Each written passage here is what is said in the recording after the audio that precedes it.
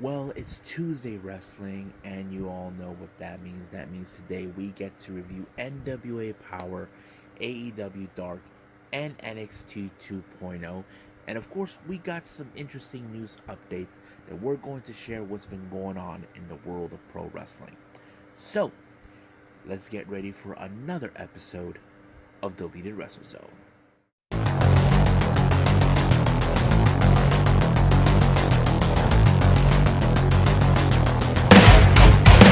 Are you ready? Get up, get up! Get up, get up!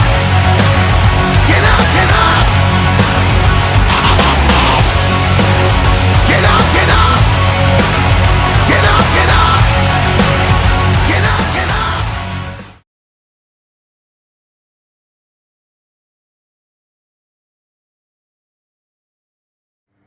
Welcome everybody to the Deleted Wrestle Zone, all things that is pro wrestling with AEW, NXT, New Japan Pro Wrestling, Impact Wrestling, the National Wrestling Alliance, various promotions, wrestlers, matches, and championships.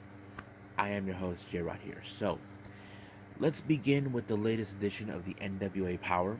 It opened up, of course, as you know, we have the race to the chase. This will determine a number one contender to face against, of course, Trevor Murdoch for the NWA World Heavyweight Championship.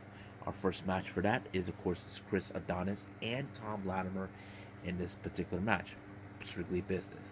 Now, many people could say this is going to be a very interesting match since these two guys know each other. However, it kind of did play out a good factor in this particular match because Tom Latimer knows exactly what Chris Adonis thinks. Chris Adonis would do the same thing. But however, it was Tom Latimer who picked up a good victory with a power bomb onto uh, Adonis. 1, 2, 3, good night. Now, we do get an interview with Mike Knox. Now, Mike Knox is in the race to the chase, but he received a bye. But however, it did show he will be facing against Tom Latimer. He goes out and talks about how a bad person Bully Ray is. And of course, he's saying that the real world heavyweight champion, uh, Matt Cardona, is the one who set this whole thing up. So he was being obnoxious and all that. Now, our next interview we have, of course, by May Valentine. Kerry Morton. As you know, Kerry Morton will be challenging for the NWA Junior Heavyweight title, and I think this is going to be great. He knows that his dad held that title before, and I think it could be a perfect opportunity for him to live up to the reputation his father left behind and what he's going to leave behind once he's no longer on this earth. Now, our next match is continuing with the qualifying matches of the race to the chase. We have Brian Myers. Now, we all know who this prick really is. He is, in fact, one of Cardona's boys. He faces off against the Pope, a guy who we all believe he is the fan favorite to win this match. But however, the so-called most professional decided to use the ropes in order to cheat to win the match. Now, this was not part of the plan, but however, his real challenge is who will be his opponent that he's going to be facing later. Now, we do get a little interview with May Valentine with Jordan Clearwater, Black G's, and Tyrus. However, May Valentine has told him is he fully aware about his next opponent for the World Television title, Odison. Now, he does believe that he will walk out as the victor. He's always saying that, all this and that. But once again, Clearwater decided to show his little, that sort of thing. Now, our next match we have, of course, is Allison Kay versus Kaylee King. Now, Allison Kay came back because she had some unfinished business with Camille. As you guys remember, last year she speared her for no apparent reason, and now is that. But Kaylee King is setting herself that she will try to once again get another opportunity against Camille for the NWA World Women's Championship. However, we don't know how Camille will stay, but it's going to be a very interesting matchup. Now, May Valentine did an interview with Trevor Murdoch, which is our last one. She asked him why did she requested to uplift this thing with Tim Storm. He said that he's willing to fight anybody, even if it has to be Tim Storm. So it would make sense. So he didn't. It was more like he was trying to do himself a favor to challenge the best they got. Now, our main event is, of course, the Race to the Chase qualifying match. We have Nick Aldis versus Tim Storm. I thought this match was very interesting because these two have a bit of a personal history. If you guys remember, Nick Aldis put a stipulation where Tim Storm will not be challenging for the title ever again. However, Tim Storm has crossed the line. He kicked in the groin Nick Aldis. This is not the Tim Storm we all know, but whatever the thing is, we know he has this deep resentment towards Nick Aldis for what he has put him through before. So that kind of tells us we could see a feud between those two that does not involve the title, but we'll see about that when that day comes. So I think that's pretty much it what we got with the NWA. I believe it's time for AEW Dark.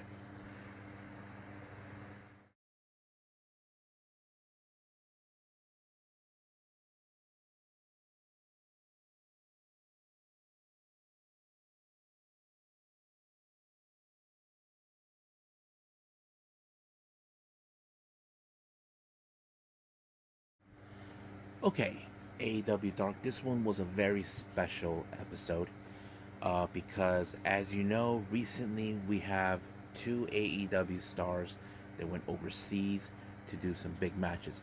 Our first match opened up with, of course, the Tokyo Shu Pro Wrestling for Summer Sun Princess that took place recently on the 9th of July, where we have, of course, the Eliminator match between Miyu Yamashita and Thunder Rosa. Now, I already reviewed that match previously. We all know who the winner is, but that means Miyu Yamashita will be coming to the United States, the challenge for that particular title. And I'm sure many fans who are not familiarized with her, you guys are in for a treat. This amazing athlete, she is the ace of Tokyo Shu Pro, and you guys will be amazed what she can do. Now, our next match we have Private Party versus Bear Country. Now, Private Party are look more like they're getting back what they used to be doing, but they have to go through two of the biggest individuals in AEW, and that is, of course, Bear Country. However, they were able to pick up a good victory when they were able to knock down both Bears out of their place, giving them the W. So it was a pretty good match with it. Next up, we got the captain, Sean Dean, versus Conan Lycan. Kind of weird name.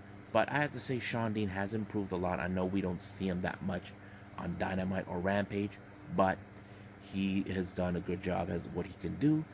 He picked up a very good victory against Conan, and that was pretty much it.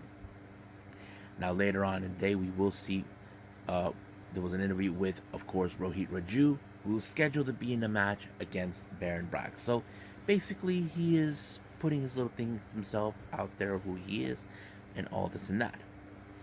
Now, our next match, we have members of the Jericho's Appreciation Society, Matt Menard and Angela Parker. Let's just call him 2.0, challenging Jake St. Patrick versus Sage Scott. Now, however, these guys are coming off after being bloodied and beaten in blood and guts. This time they took their matter in their own hands, won the match, easy peasy, just like that. Next up, we got Will Nightingale, as you know, really amazing athlete, always having fun, taking on Mila Moore. This match was also a good moment. I feel like Willow Nightingale is someone we definitely got to pay attention. But she picked up a really good victory against Mila Moore with a sort of a powerbomb type maneuver. I was impressed. Now we got Rohit Raju versus Baron Black. So this match, it was pretty good. Probably would have anticipated the match going to Rohit Raju. Some of you saying, would he win this because he's going to be signed with AEW? That is yet to be determined. Whether Tony Khan is in, but he did win the match regardless. Next up, we got Angelico versus Logan LaRoux. This match ended with, of course, with Angelico applying the Navarro Llavero, which is that submission he's been using a lot, giving him the win. Now, our next match, we had Nick Camarado of the Factory taking on Dante Martin. So once again, QT Marshall tries to recruit Dante Martin into the Factory, which of course he declined. However, The match was pretty well until Dante Martin used a different maneuver to pick up the win, but however, the factory wasn't going to let that happen. But luckily, Fuego del Sol made the save and decided to make QT Marshall run like scared, but he also demanded part two between those two. If you guys remember, QT Marshall won the first time. Now, our next match is sort of like our main event. This one is between the Rev Pro event that features the AEW All Atlantic Championship between Shooter Umino versus the Bastard Pac. That match was amazing. I have to say it was awesome. I have to say Taz and Excalibur did a good job commentating both shows involving Tokyo Shu Pro and Rev Pro. What a great job. But it was, of course, the Pac with the Brutalizer that picked up a very good win. And I thought it was pretty amazing. So Shooter Umino may have lost the match, but we know he can shine even more. So I think that's pretty much it what we got with AEW Dark. So let's move on with NXT 2.0.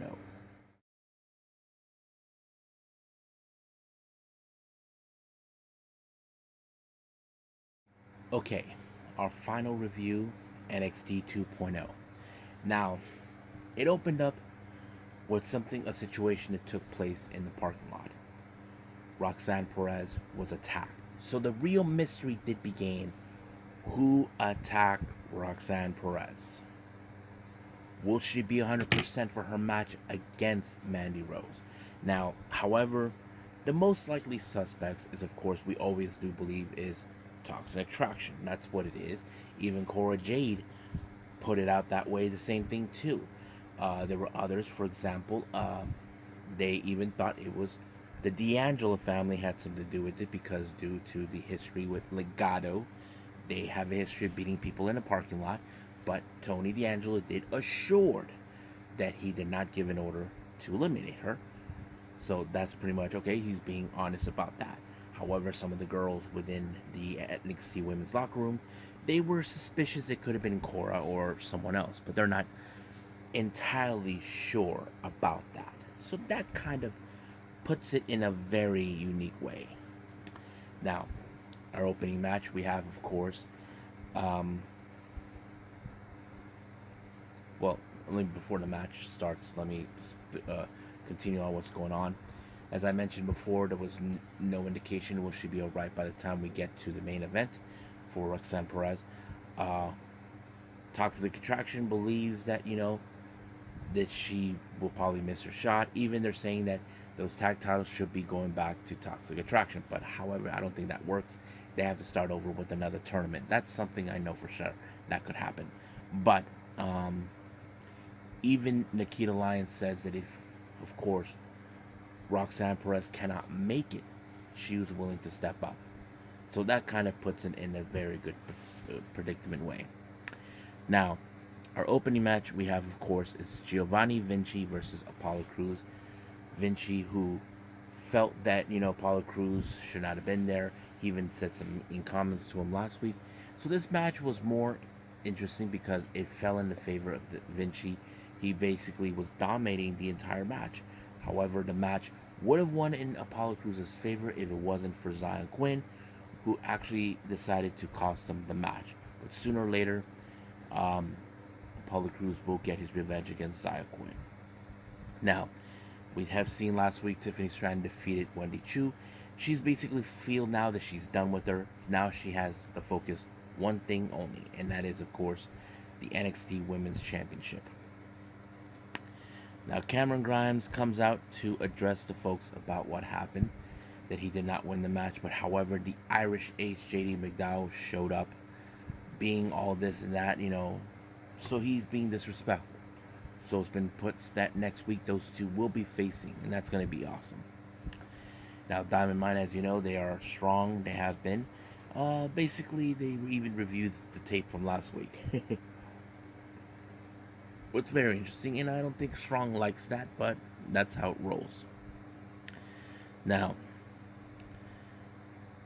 before I start our next match, Joe Gacy once again with his little propaganda, mind games, playing this whole thing, revealed that he said that the Diane, the two hooded figures, will reveal their faces next week. Now this, I cannot wait because we have to know who they are. This is something we have been expecting. Now, our next match, we have Kaden Carter along with Katana Chance taking on Tatum Paxley. Now, Paxley was in the face of course, Carter and Katana. Evil Ivy Nile stood up for her, and I thought it was pretty good. However, she is trying everything to impress Diamond Mine to be part of something, and all of a sudden in the match, when it seems like it was falling into favor to Kaden Carter, Ivy Nile comes out and give an encouragement to get her back on to have that win, and all of a sudden somehow she picked up a very amazing win against Kaden Carter. I don't think anybody saw that coming. I thought it was pretty good.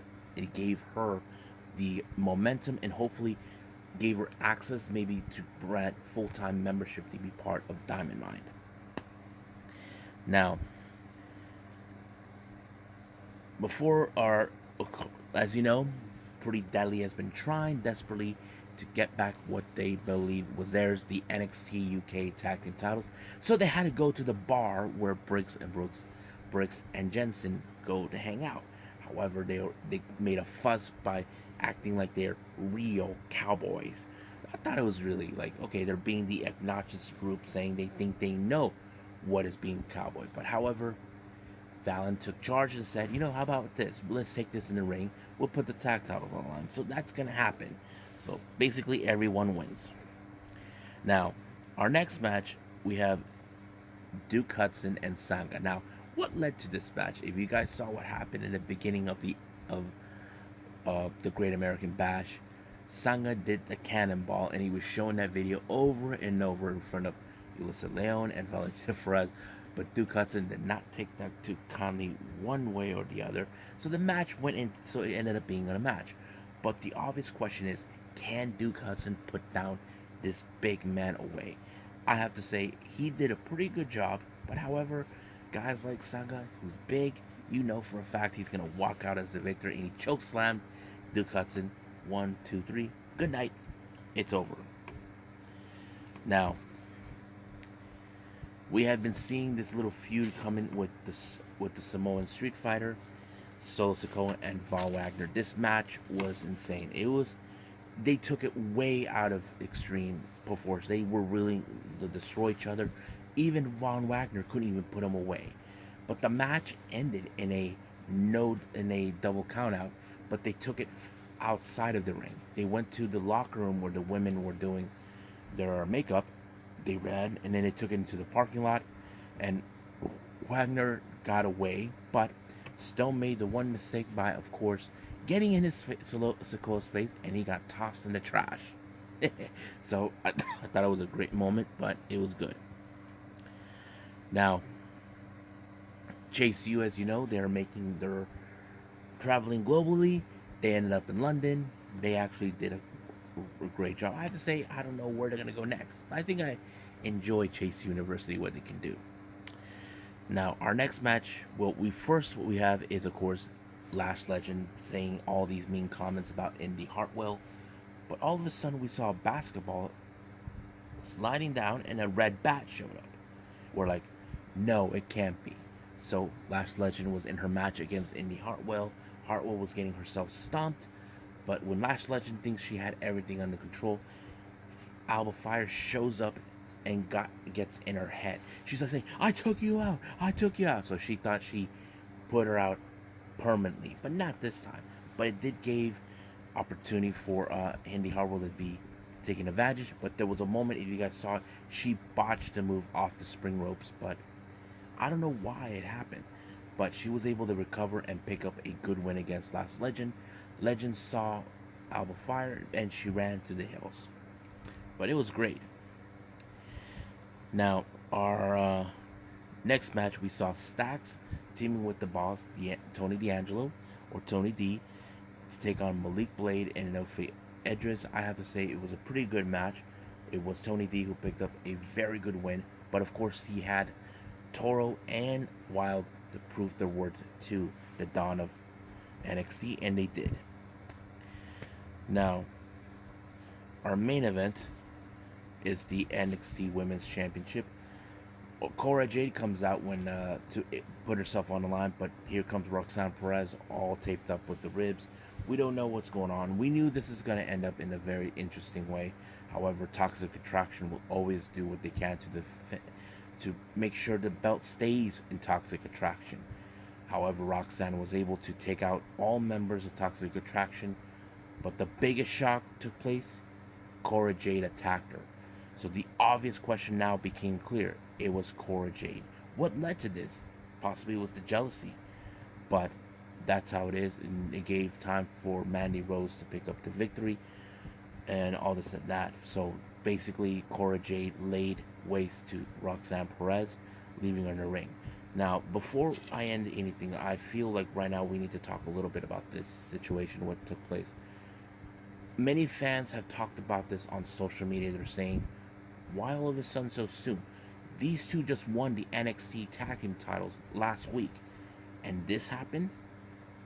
I mean, I feel like right now they're disrespecting the NXT Women's Tag Team division because look what happened with the titles. Those are vacant.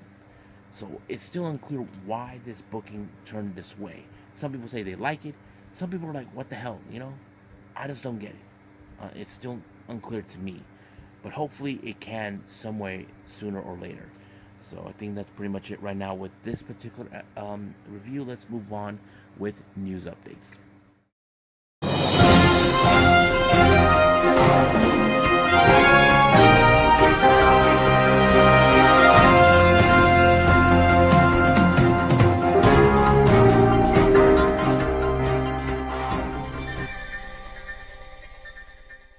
Okay, so here are some news updates. The first one, for all you Johnny Wrestling fans out there, Johnny Gargano will make his appearance for the first time at WrestleCade for Decades of Mayhem. This will be his first time being there. This event will take place on the 25th of November all the way to the 27th. This is going to be at a different locate. I forgot what the venue is going to be at, but yeah, I have to say this is a very interesting development to hear about it. Now, for all you know, people out there who know, I've been the buzz about what took place in Stardom's Midsummer Champions, where Natsupoi turned her back against DDM and Julia.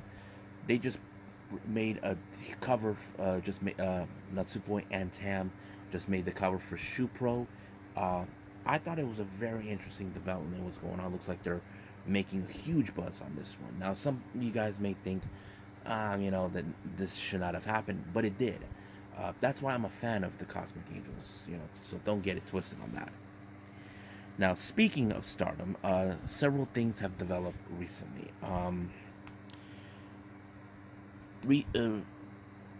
Himeka and Waka Tsukiyama will be absent for 3 of the upcoming events of this month, with Stardom on the 14th, the 16th, and the 18th.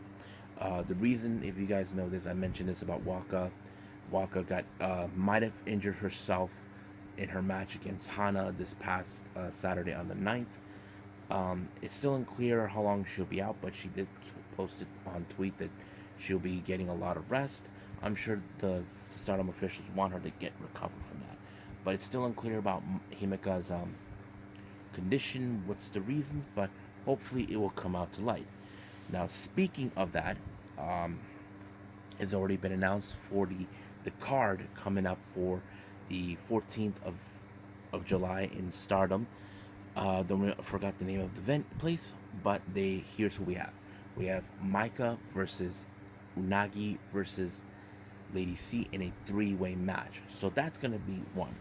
Then we have, of course, stars consisting of Saya Ida and Koguma taking on Oda Tai's Ruka and Starlight Kid.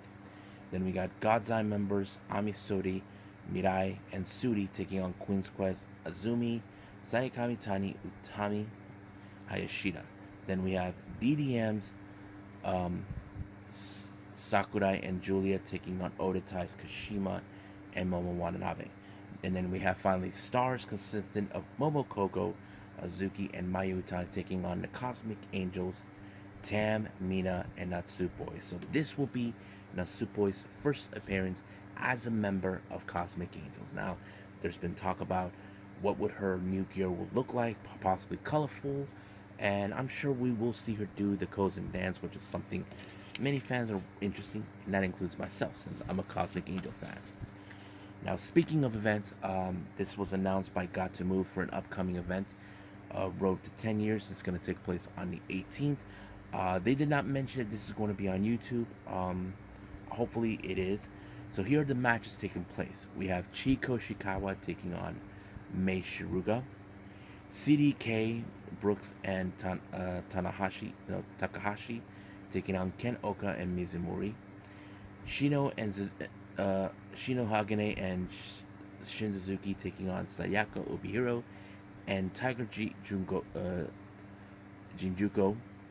Then we have Akira and Transam Hiroshi versus Tokiko Kihara and Cherry versus Dragon Ninja, Chonchiru, and what's her name? Oh yeah, Sayuri. And then finally we have Sayaka versus Tani.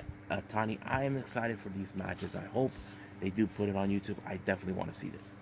Now our final update is Baliyan American Journey. As you know, he just officially left, and his flight got delayed at least twice or something. But he took a flight. He made it to the America. But however, his connecting flight he had to miss because of the long line of immigration. That kind of caused him a problem. But luckily, Emi Sakura did book them a flight to where he needs to go. So it looks like he was heading to Orlando, where currently Emi Sakura lives, resides, since making her expedition there too. They just showed a clip of Balinaki going to her house, and of course, Emi Sakura told her, was upset that he was wearing his slippers on instead of taking them off. So it's no stranger that we've seen already with Lulu and with Mei Shiruga, where they go to her house. And I'm sure Emi Sakura will be a good host to him, being there, staying comfortable. As you know, he's the only one there that she knows. She's the only one who knows him, so that kind of fits in perfectly. So I think that's pretty much it right now. With, of course, with the news updates, I believe it's time to call it a day. Well, I hope everybody enjoys this episode. Coming up, I will be doing, of course, AEW Dynamite. I haven't decided what videos I'll be doing to review, so I'm excited to see what's going to take place. I will be doing my podcast real soon. The topics will be, of course, the whole thing with Cora Jade and Roxanne Perez, what took place, and of course, the recent developments with Cosmic Angels involving colors, and the betrayal of Natsupoi to Julia and DDM. So that's something I definitely want to talk about on that particular podcast, but that's till a little later. But right now, I will say this, that I'll see you guys in the next DWZ time. Same DWZ channel. I must bid all of you adieu. So, goodbye. Mwah. And have a nice day. Bang.